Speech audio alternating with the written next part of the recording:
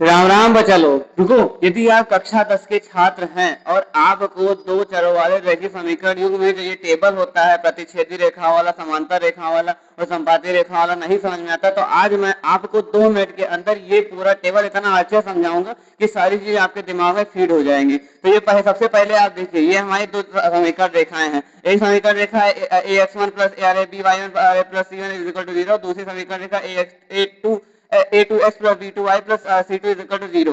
ठीक, तो जब ये दोनों तो देखो ये दोनों रेखाएं एक दूसरे को प्रतिच्छेद कर रही है, इसका मतलब सबसे पहले क्या है, ये सबसे पहले प्रतिच्छेदी रेखाएं हैं। ठीक, और जब रेखाएं जब जो समीकरण रेखाएं होती है एक दूसरे को जितने जगह पे प्रतिच्छेद करेंगे उतने ही उसके हल होंगे। तो ये एक ही जगह प्रतिच्छेद करती है, इसका मतलब इसका केवल एक हल होगा जिसे हम अद्वितीय हल भी कहते हैं।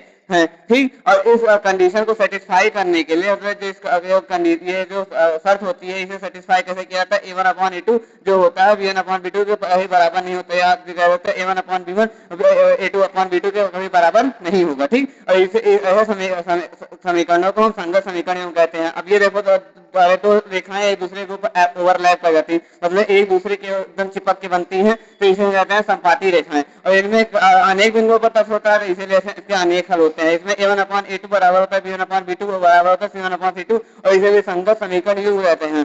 ठीक, और जब दो समीकरण रेखाएं एक दूसरे के समांतर आ जाती हैं तो उसे समांतर रेखाएं कहते हैं। और इसमें तो समांतर हो गए दूसरे के तो कहीं किसी बिंदु पर काटेंगे नहीं, तो काटेंगे ही नहीं तब इनका कोई हल ही नहीं होगा, तो हम क्या लिखेंगे, कोई हल नहीं होता। और इस कंडीशन में क्या क्या होता है, ए वन अपॉन ए टू जो होता है B one upon B two के तो बराबर होगा, लेकिन C one upon C two के बराबर नहीं होता है, और ऐसे समीकरणों को असंगत समीकरण कहते हैं। ऐसे ही आपको मजेदार वीडियो और ऐसे ही आपको अच्छे वीडियो चाहिए हो, नॉलेज वाले 2 महीना सारी मैथ्स की ट्रिक चाहिए हो, तो हमारा चैनल सब्सक्राइब कर लीजिएगा। आपको ऐसे ही वीडियो में हमेशा देता रहूंगा। आज के लिए इतना ही, आप सभी को प्यार भरा राम राम।